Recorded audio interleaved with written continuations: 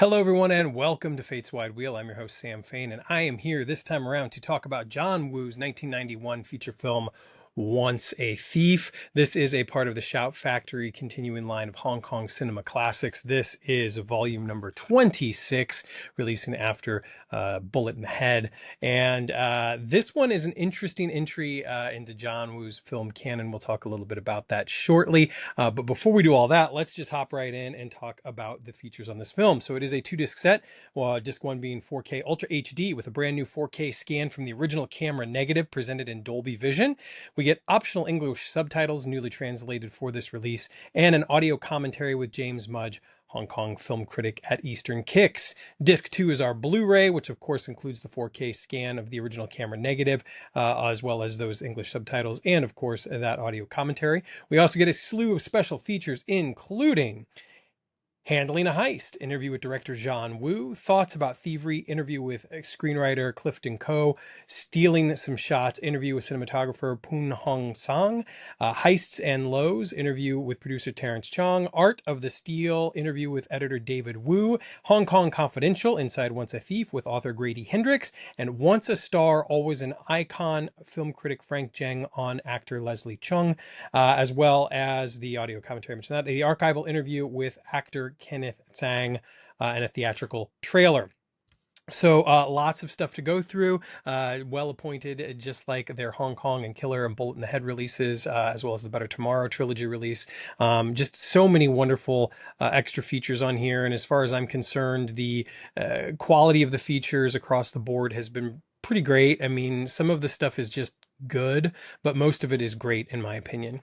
As for the film itself, well, let's talk a little bit about this 108-minute oddity in the film canon of John Woo.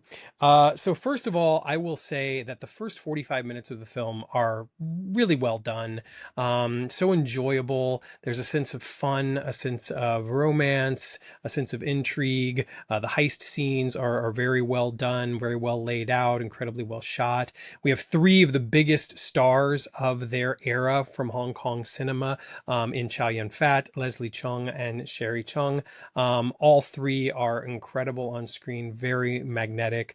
And I think that John Woo's filmmaking, when they're in France, is it's unique, it's different. Not wholly, like there's definitely parts of his style that are very much in keeping with the John Woo that we've seen in films previous to this. But there's also something about the way that he kind of pays homage to Alfred Hitchcock and To Catch a Thief and Jules and Jim, and even with the storytelling, almost a Dickensian sort of bent to these three street urchins who are brought up to be thieves by this evil gangster. And I think that the film does some really impressive things by blending comedy and adventure and romance, a little bit of melodrama, and it works really, really well.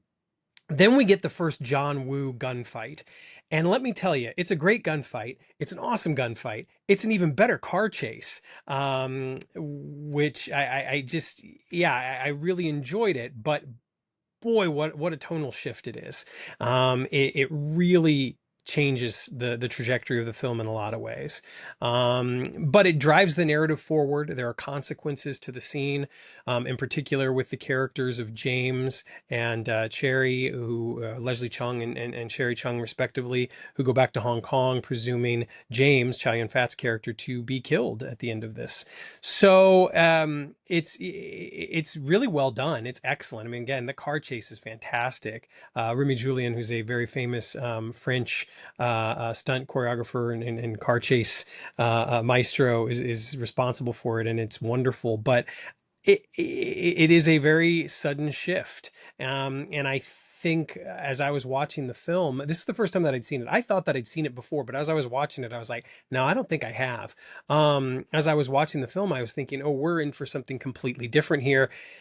And then all of a sudden it's like, oh, that's John Woo in my face, and I wasn't expecting it. And that's not a bad thing, but it definitely changes the film in ways that I don't know that I was 100% prepared for.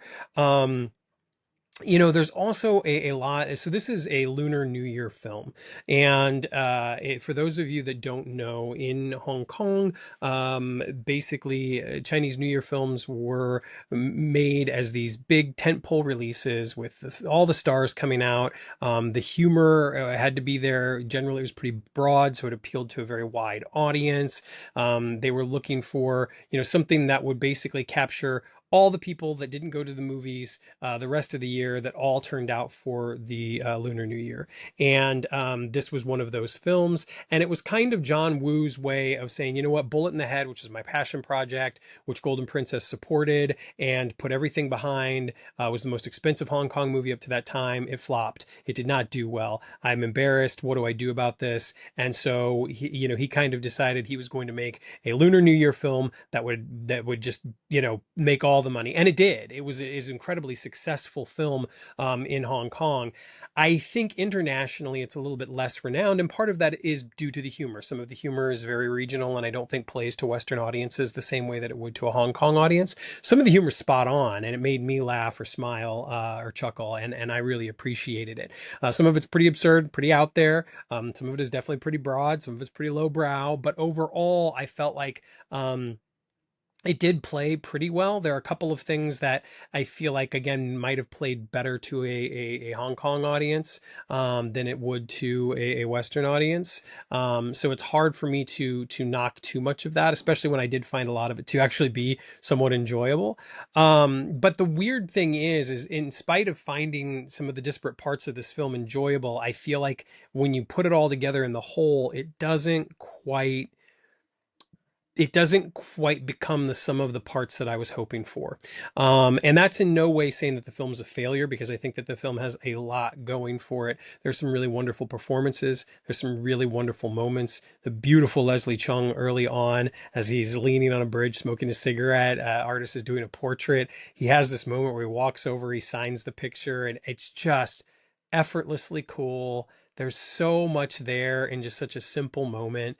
He has some really wonderful moments later on throughout the film, but I think it's hard to compete with Chow Yun Fat, and he is so good in this movie. And if you've not seen Chow Yun Fat in anything other than like his big action movies or his Western releases, I urge you to seek out Once a Thief, because it will, I think, broaden your perspective on him, and I think will, as it has done for me, it's motivated me to go check out some other films of his that I've not seen, because you just get this sense of this incredibly multifaceted performer, which we get glimpses of in all of the other films that I've mentioned. But this movie really drives home, the romantic lead that he is capable of being, the comedian that he is capable of being. We already have seen some of the dramatic actor in those other films, those action films, but some of that tends to be very extreme melodrama, and there that exists in Once a Thief for sure, but here there's a little bit of restraint at times. There's some quieter moments, there's some pensive moments that are really incredibly well done, especially when it comes to the love triangle. Sherry Chung is fantastic. What a magnetic performer. Like, it is obvious why she was one of the biggest stars of her day just by watching this film. And it's actually like her last film. Like, she retired after this pretty much. So I think she might have done a few things later, but this was kind of her last one for a while. She sort of put a sunset on her career with Once a Thief. We also get some incredible supporting performances from our two fathers, Dad and Godfather. Kenneth Sang, who plays the dad, the gangster who teaches them as children how to be thieves, and he's wonderful in the film. Does some really great stuff, especially in a couple of interactions that he has with Joey, Chow Yun Fat's character. And then, of course, we also get. Oh gosh, I'm blanking on his name, and that really upsets me because he's so good in The Killer and he's so good in this. Paul Chu Fong, and he's so good in The Killer. I really loved him in The Killer. But here, he doesn't. It's funny, he does not get as much dialogue here in Once a Thief as he does in The Killer, but there's something about just his presence alone. and there's a gravitas that he brings to the role that I really appreciated. It's very effortless and very honest and very genuine. And he's just got one of those faces and demeanors that he evokes like this sense of empathy and compassion, and you feel for his conflict with these characters, and it never gets taken as far as maybe as it could, because I think they kind of sacrifice that a little bit for humor, and to play up some of the tension during a couple of the heist scenes. But ultimately, like, it's still a wonderful performance, and he's great in it, and just as he was great in The Killer. I think that there's a number of things about the film. The heist scenes, like I said, they're so fun. They feel very real and honest until the final one. The final one starts to paint with a very broad brush, and that final action scene within the heist, and then which I could stomach pretty well, but then the final action scene in particular at Joey's apartment, it just wasn't. It didn't hit on it for me, and it also does the thing where Chow Yun-fat's character Joey, when he comes back after a couple of years where they've presumed him to be dead, and he's in a wheelchair, things are played, very straight, fairly seriously, and done in a way that's very respectful of anyone who might be in a wheelchair, might be disabled. But in that final scene, when it's revealed, spoilers here, when it's revealed that he's not actually disabled, that he's been, playing it all along, which you kind of see coming, I think, just by nature of the film. I don't know. It feels a little strange. There's some martial arts stuff that's clearly played a bit for laughs, and while also giving the Kenneth Sang character a bit of a comeuppance. Overall, like I said, it's done well. The body count gets pretty high, and it's very strange. Like, Leslie Chung at one point kills one of the security guards by breaking his neck, and you're kind of like, why? Why everything's been fairly non-violent when it comes to these heists up until now. You've only like killed when it was kill or be killed sort of thing. So there's a couple of things tonally that just don't necessarily mesh with the rest of the film or these characters in some ways. It's odd. And, the other thing that's interesting is that, different people shot different things along the way, apparently. John Woo, of course, responsible for most of the film, but he did have like Clifton Coe shoot a couple of things, apparently.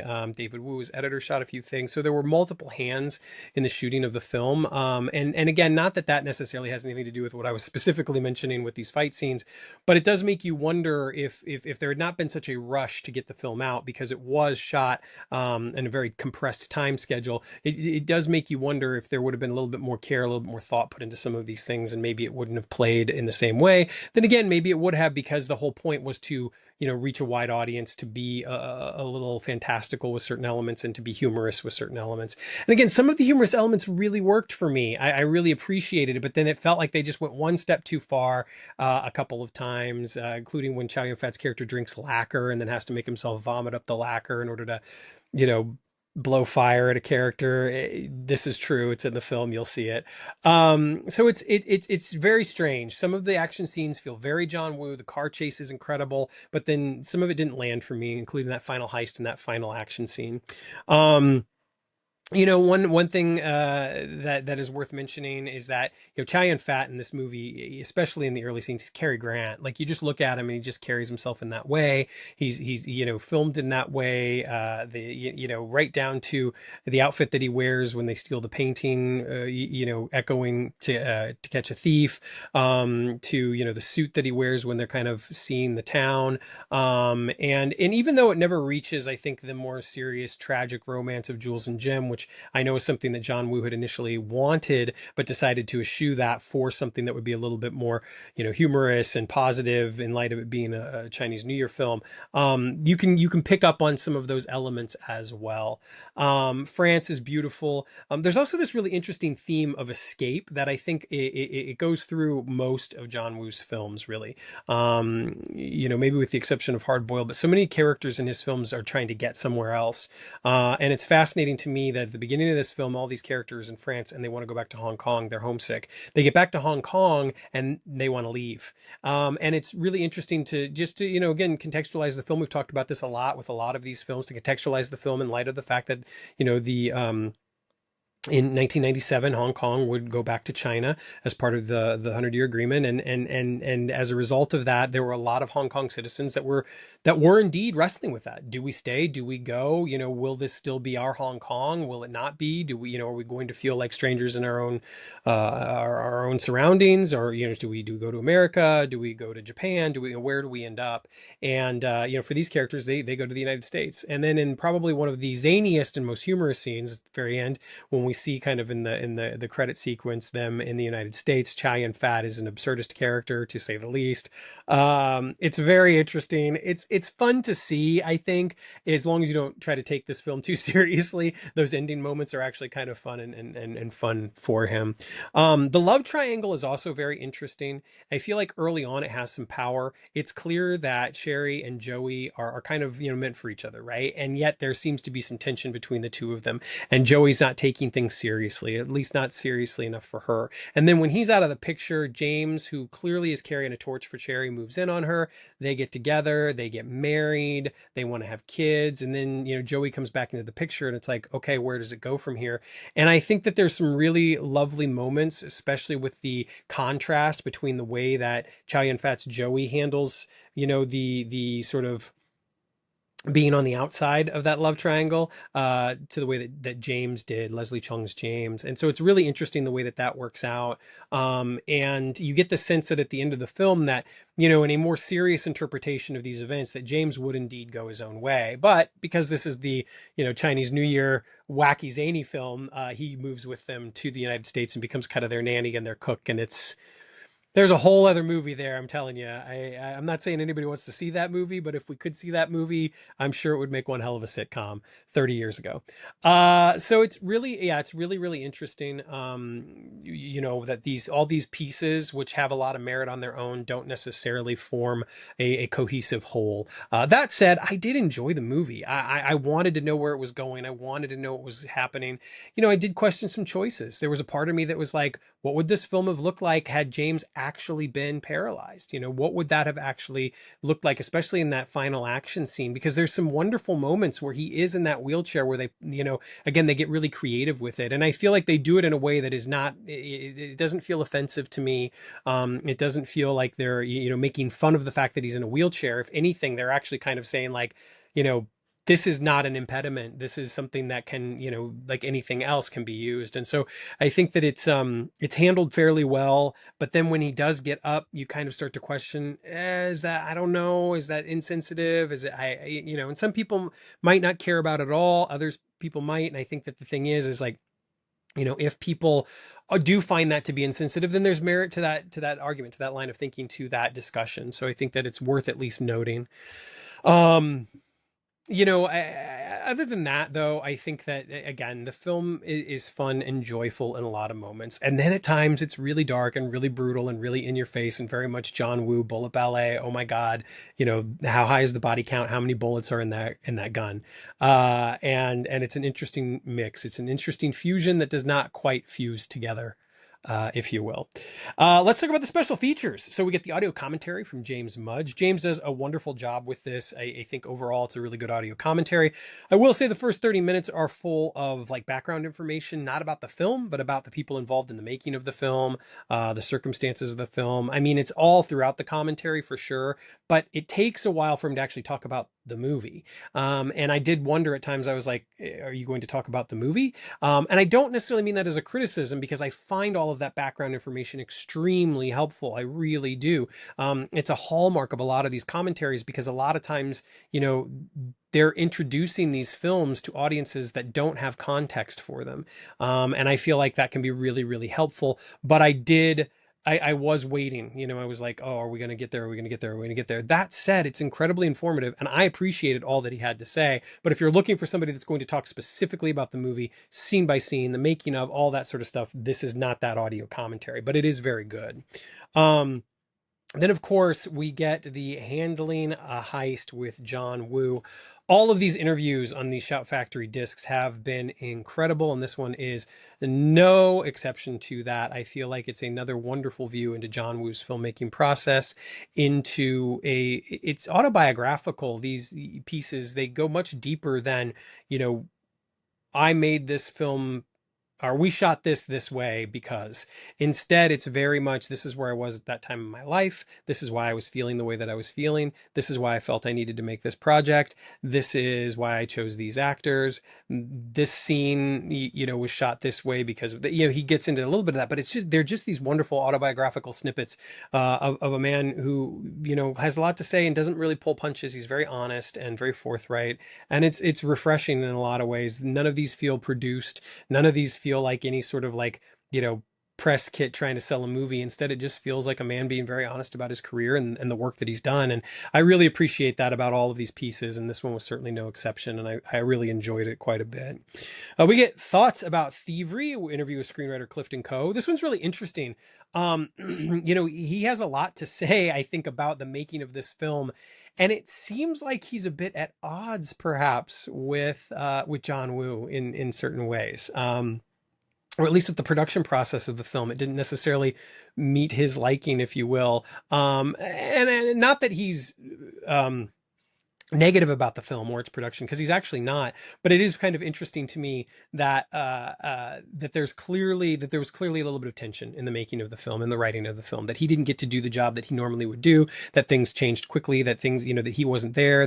So it's a very interesting and enlightening interview if you're interested in learning more about the process, especially the pre-production of Once a Thief and the screenwriting, as well as the production, because he does come into play later on down the road. Stealing Some Shots, interview with cinematographer Poon Hong Song. Great stuff. Again, very much worth being on there. I appreciate the way that he talks about the influences, the way that the film wears its influences on its sleeve, working with John, that sort of stuff. Really, really worth your time. Heists and Lows, interview with producer Terrence Chong. This one's interesting. Terrence doesn't really have a lot to say about Once a Thief. He talks for about 8 minutes, but in that time, I think when it comes to actually talking about Once a Thief, he spends 30 seconds. So I wonder what Terrence's real thoughts are on Once a Thief, because we don't really get a lot of those. It's still an interesting interview. It's interesting to hear about, kind of John's entry into Hollywood filmmaking and, Hard Target. And so there's definitely merit to it, but he doesn't really talk about Once a Thief, which I thought was interesting.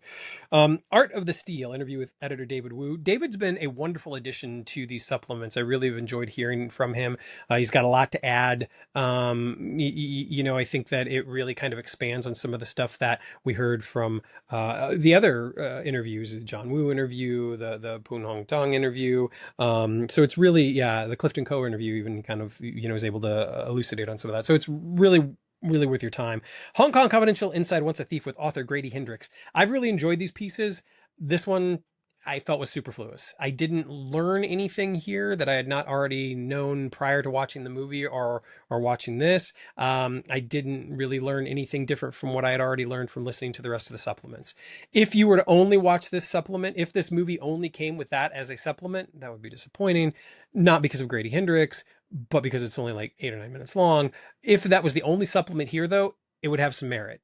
Stacked up against the rest, it just feels very superfluous. It's a fun little piece. It's fine, but it doesn't really add anything.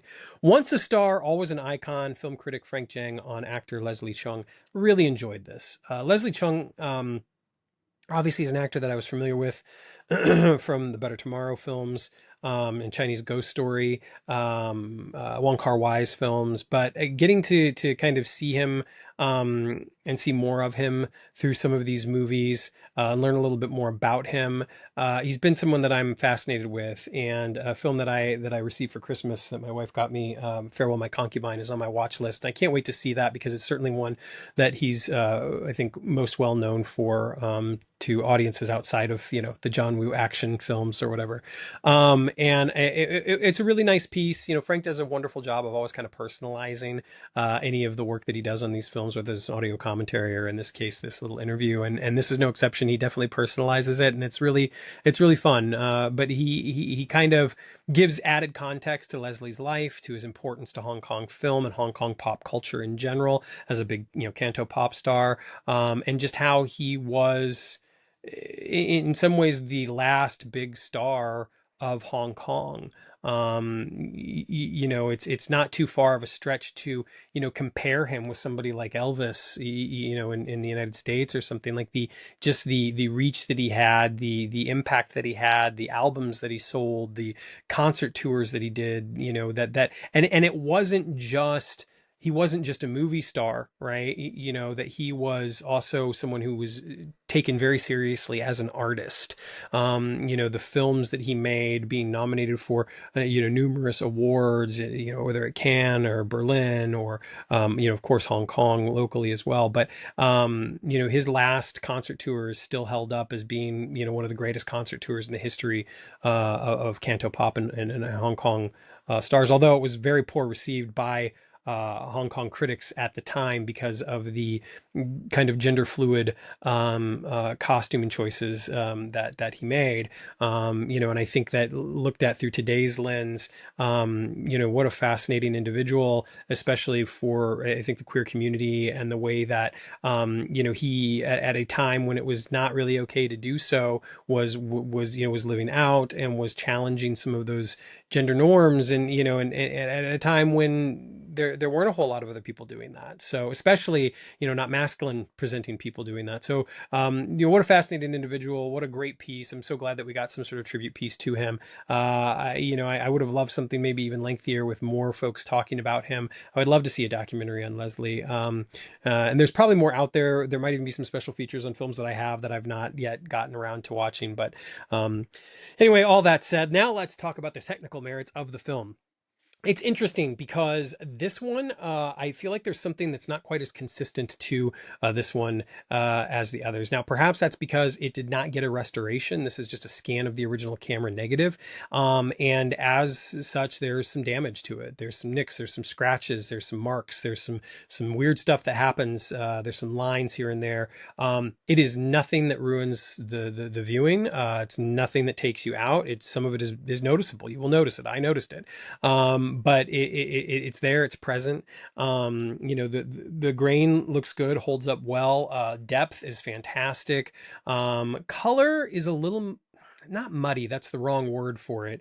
Muted is the word I'm looking for. The colors are a little muted on occasion, and I wonder if there was a restoration of this, if it would look a little bit brighter in certain areas.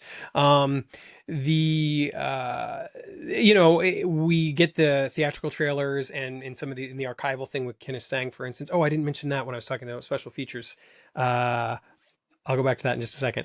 You know, we see some of these archival elements of the film that are clearly like, you know, VHS or you know, poor film transfers of trailers, et cetera, et cetera. So it clearly looks miles better than any of that, you know, even with the color. But I will say that this does not feel quite like the home run that Hard Boiled was, for instance, that the A Better Tomorrow films were. It doesn't feel quite as fresh.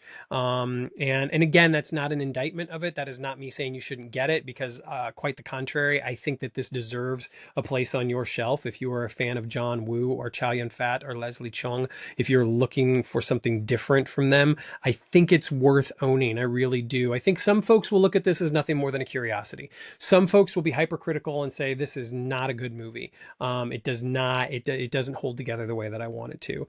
You know, and those are valid opinions. Who am I to say otherwise? However, I think that there is enough merit to this film and to the technical merits across the board that, you know, it does deserve a place on your shelf. Let's talk quickly about that archival interview with Kenneth Sang. Great interview. I loved it. Might be one of my favorite supplemental pieces on here. It's very brief. It's 7 minutes. He talks a little bit about the making of the film, acting in general. He talks about Chow Yun-fat. He talks about John Woo. It's actually a really nice piece, and I always enjoy hearing from actors. So yeah. So there you have it. Overall, Once a Thief, John Woo, Shout Factory, Hong Kong Cinema Classics, volume number 26.